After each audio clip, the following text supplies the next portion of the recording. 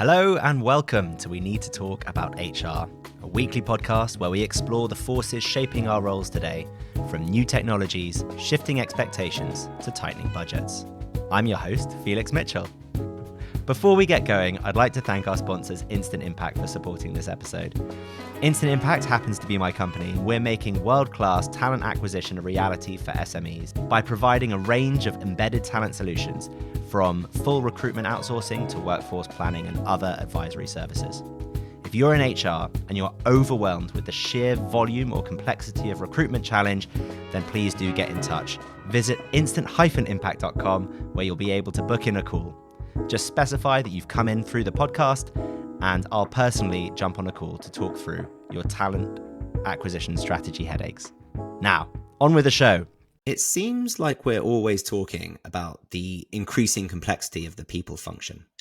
Pretty much every episode, actually.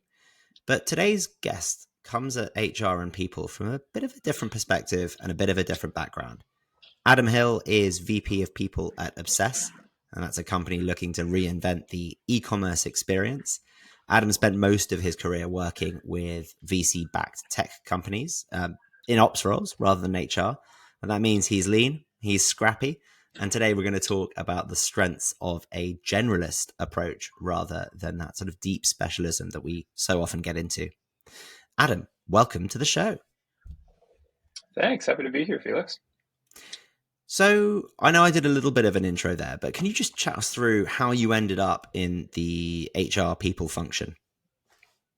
Yeah, for sure. So I got into my career really through startups. So I spent a lot of time trying to build startup communities and work with early entrepreneurs. And that led me into sort of an operations role. And, you know, when you're a small company, operations means a whole bunch of stuff. So really early on in my career, got involved in recruiting and set up people functions because there was nobody else to do it. And I recognized that we needed to do it. So I went and did it. And so really my last couple of roles got really much more focused on HR as one of the main hats that I wore.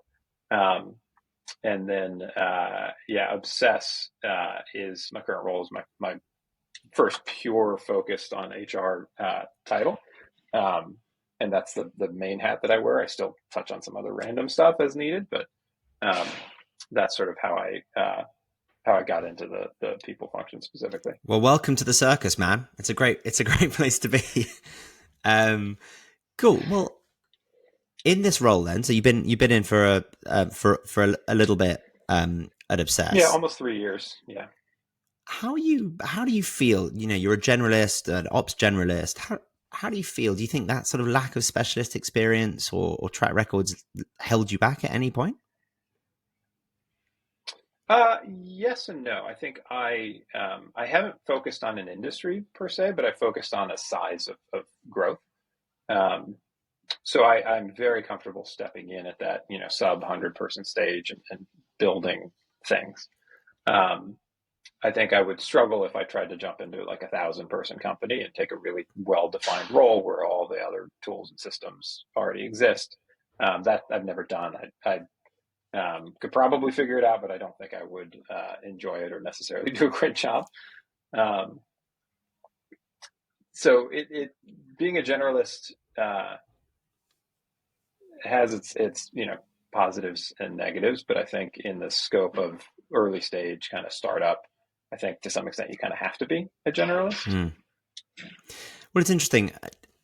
Even outside of that sort of startup world, I think some of my listeners will probably be, I guess, feeling a little bit of empathy. There's a little bit of sort of resonating with that concept of having to pick up new ideas very quickly. It's something that sort of we've really noticed in the space. So many new things landing on the people teams laps. You know, you've got, I mean, even just dealing with the massive transitions that we had over COVID, now looking at another one with artificial intelligence and all of that good stuff. So I think that need to pick up things and figure stuff out is something that that resonates. Maybe not quite to the extreme of what you do, but Let's talk about. I started off with the negatives, which is very unlike me. But where do you feel that generalist toolkit, that sort of multi tool approach, has been helpful? Yeah. So in the context of, a sort of an HR leader role specifically, I think um, it gives me credibility with other sort of members of the management team, other sort of people leaders in the company. Um, because I've touched on a lot of what they do in various elements of my previous roles. So, um, if I'm working on an issue with our CTO, um, like I've done some development. I went to a code school to learn code, not because I ever really wanted to be a developer, but because I work in tech and I wanted to, look at what developers are doing and not just view it as, magic code from the Matrix. Um, Wait, it's not. I Sorry, still I I still interrupt. have no idea what I have no idea what fundamentally is going on, but I have a little bit of okay. I know what I know what a code push is and all that kind of stuff. Um, but it helps me to have those conversations and work with other leaders when I have some understanding of what is actually going on. Um, and then on the the practical side, oftentimes in a small startup on HR, you're a team of one, so that means you're doing recruiting and all that kind of stuff. And um, it genuinely helps in recruiting. I can evaluate a salesperson better than I could otherwise because I've done some sales. Um, so I'm never the one coming up with the requirements for the role. That's working with a hiring manager or a team lead. Um, but I have a better capability of evaluating in those sort of intro calls that, or doing resume reviews, what we're looking for than I would had I not sort of touched on those things in the past.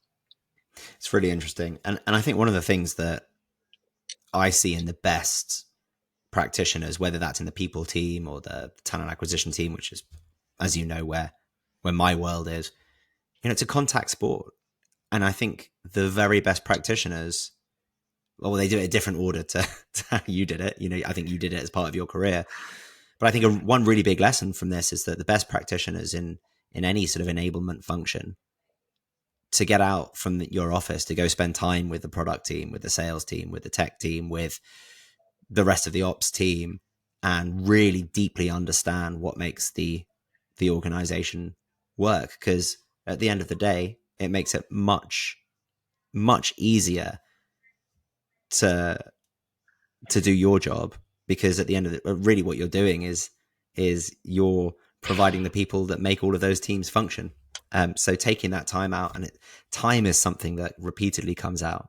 So little, everyone feels like they've got so little time, but that's a really high value activity. I think spending time in amongst the other teams, understanding what they do, really really cool. I think that's a great Yeah, lesson.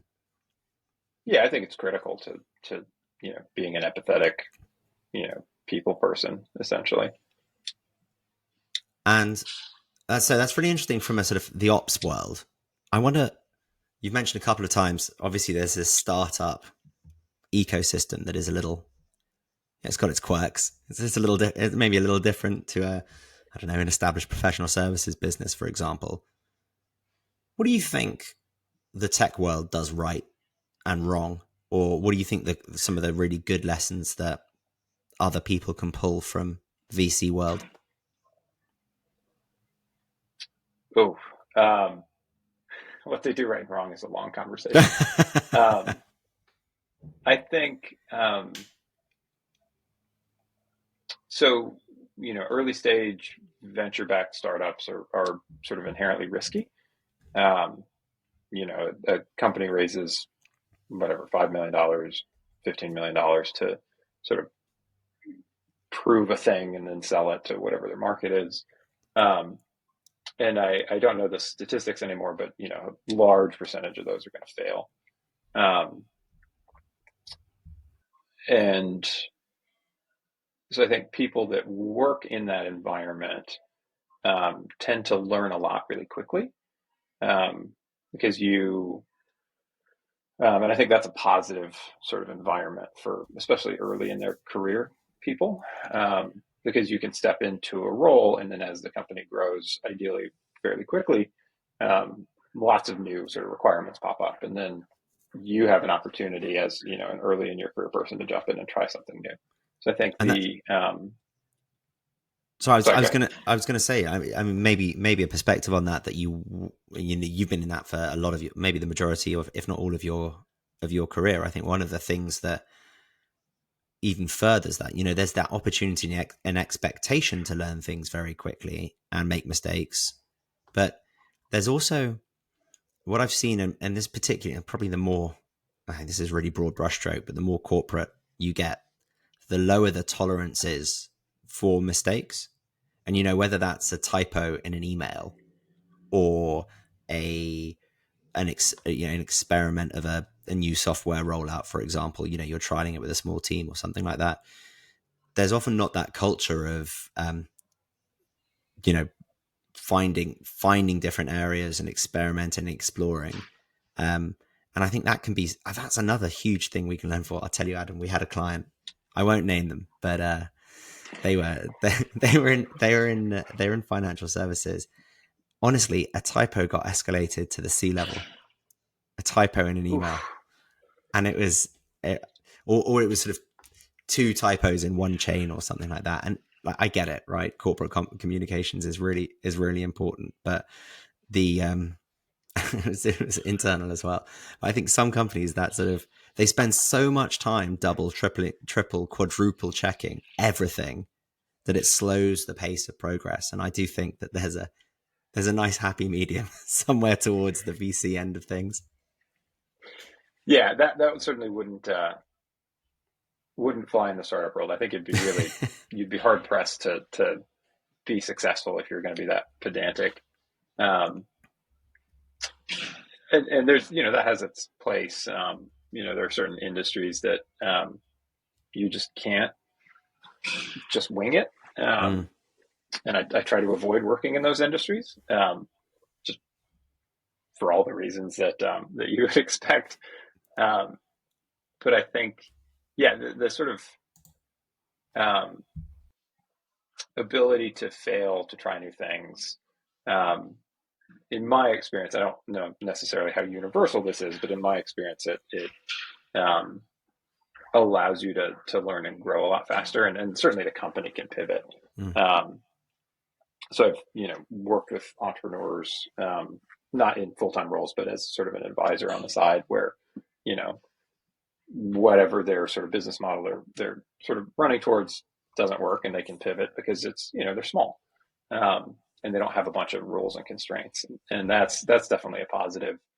I think one of the negatives that you can see, sometimes you'll get a founder who is so focused on the exit from the beginning that, and I haven't worked for any of these companies, thankfully, but you can see companies that build solely focus on an exit to the point where the sort of the culture and the experience for employees is not great. I think if there's other downsides in the startup world, I think for a long time, one of the concerns was job security. But I think you've seen, or at least I've seen in, like the banking industry in 2008, and there's a lot of downturns where there's a lot of larger sort of safe jobs where it's really not as safe as you think. And it's kind of like that in the startup world. I think 10 years in startups are shorter, but I don't know how much of that is a lot of people that work for startups are earlier in their career, and 10 years are getting shorter in general. Like, I'm not sure how much of that is startup versus just modern work culture.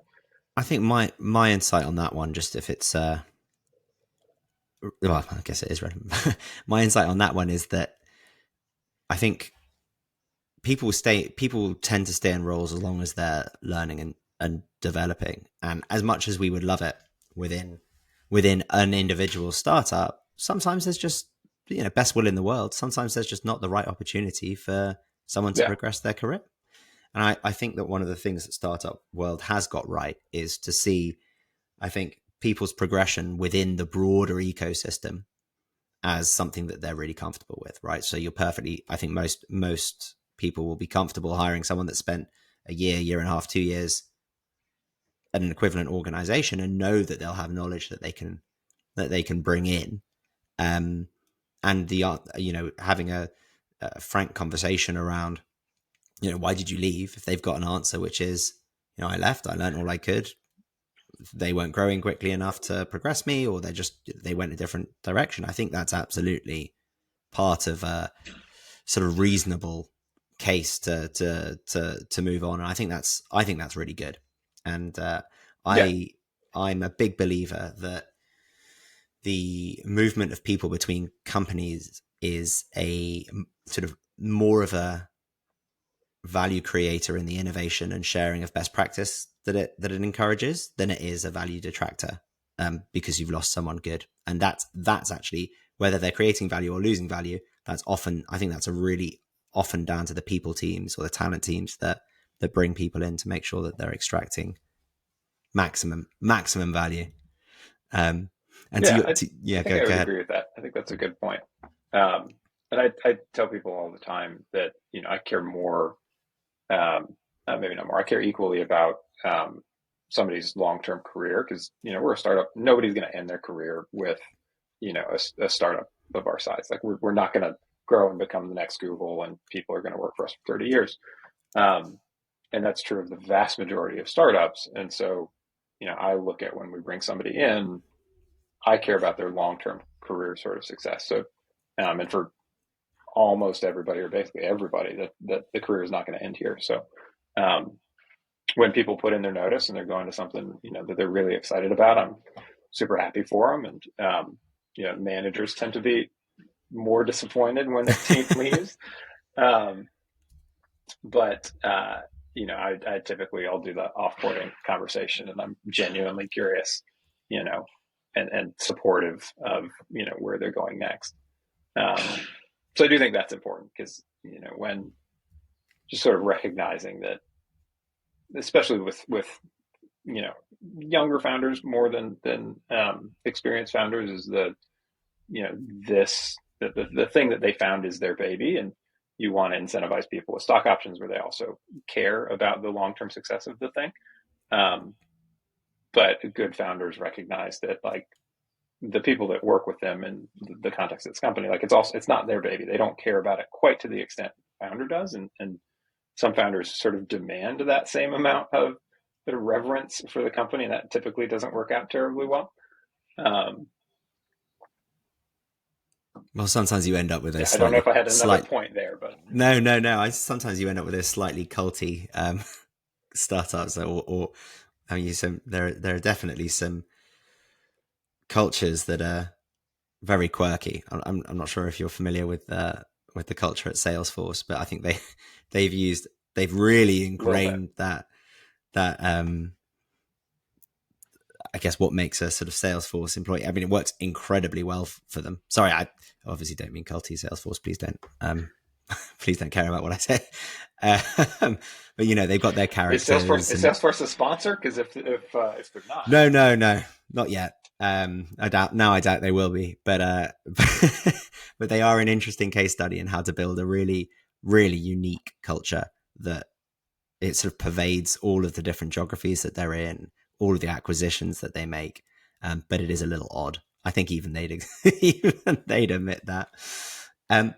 I'd like to bring us back a little bit to the safety of a career in startup scale up world. As you know, very odd employment market right now. Lots of people out of work, particularly lots of young folks looking for their first job. What advice would you give to them, just sort of job seekers right now, about the relative merits of, and particularly around risk of a career in smaller businesses? Yeah, well, it depends on what they want to do from a career perspective. And that's easy for me to say, 15 plus years into my career, because when I was coming out of school, I had no clue what I put zero thought into my sort of career trajectory when I was coming out of college. I think if somebody goes into the startup world with the desire of starting a thing, or eventually being that sort of startup founder, I've seen more success from people going into a large corporate world, getting really good at a thing, or an industry, or whatever their focus, and then starting something.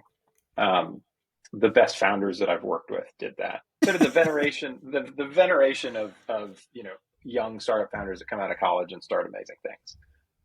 So you get like the classic Mark Zuckerberg, or you know founders of Google, like these people that started things um, fairly young, right out of college, and were unbelievably successful. I think the number of people that start successful companies coming directly out of school is, and this is just, I don't know the stats here, so this is my assumption, is that that's fewer and further between than the 40 somethings who really learned something well and identified a niche or a gap in the market and then started something.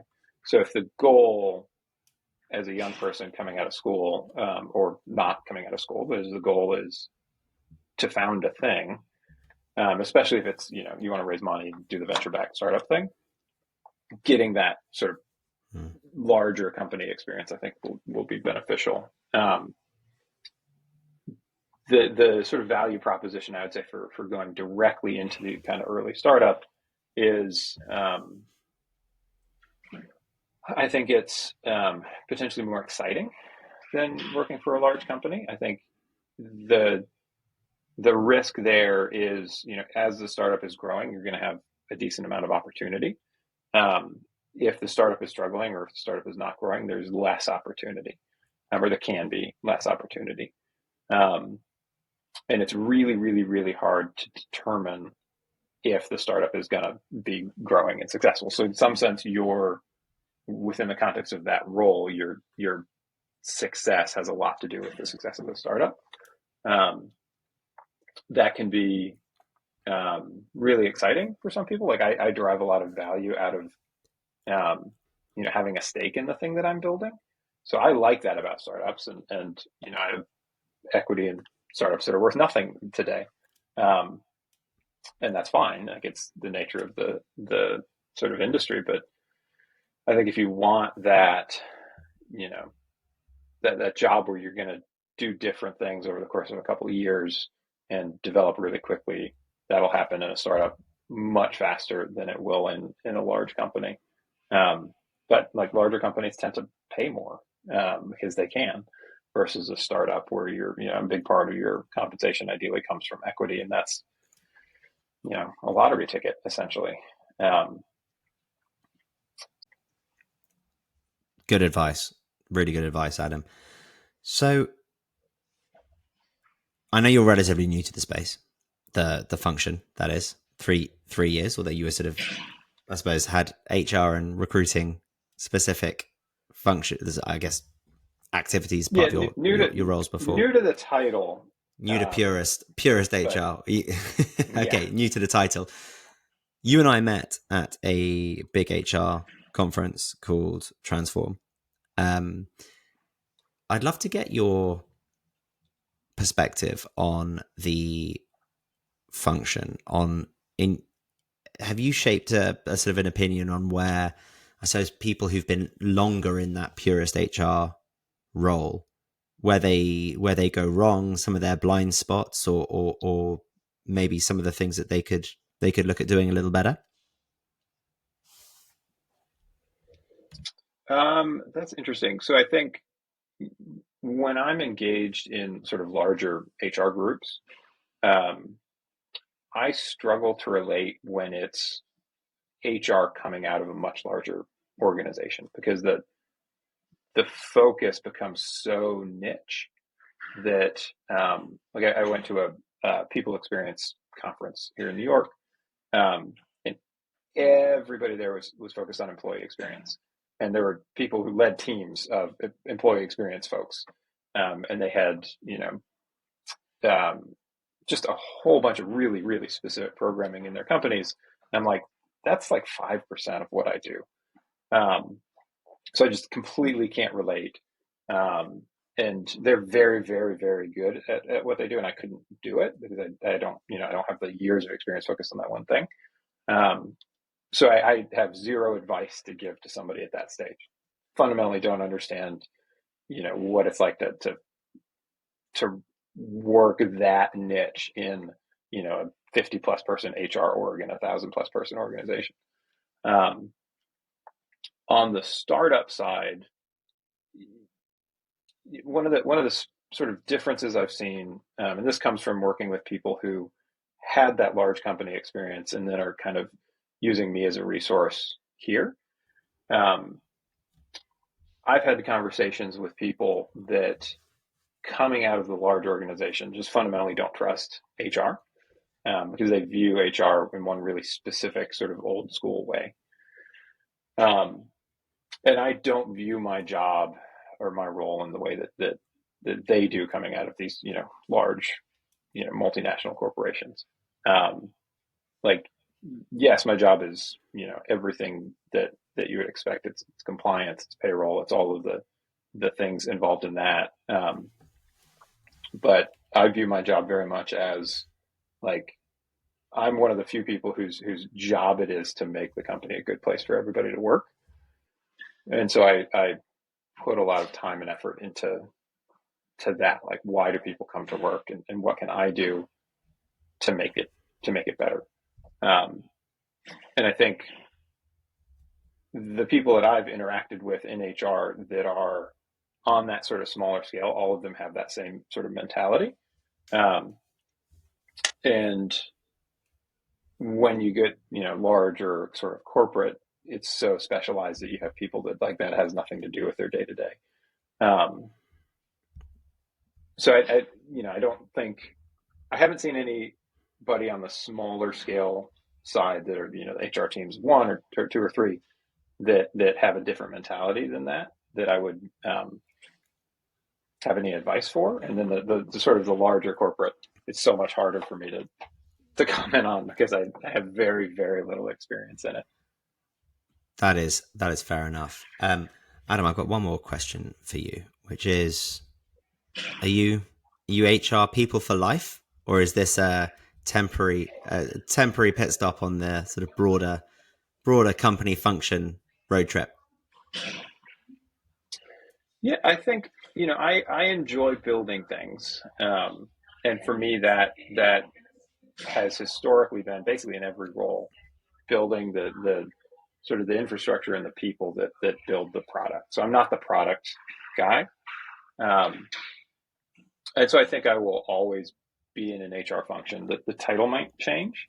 And my this role has allowed me more to focus on HR versus having it as, one of two or three hats, which has been really rather nice. So yeah, I would think, yeah, focus on people long term, but likely will always, especially as I'm on the, earlier stage team of one, two, or three, still going to be wearing other hats. But I think that the main one will likely be HR for a long time. Excellent. Well, Adam, it's been a really interesting conversation. Thank you so much for joining me. Yeah, absolutely. Thanks, Felix. And viewers, thanks for tuning in. We'll be back next week.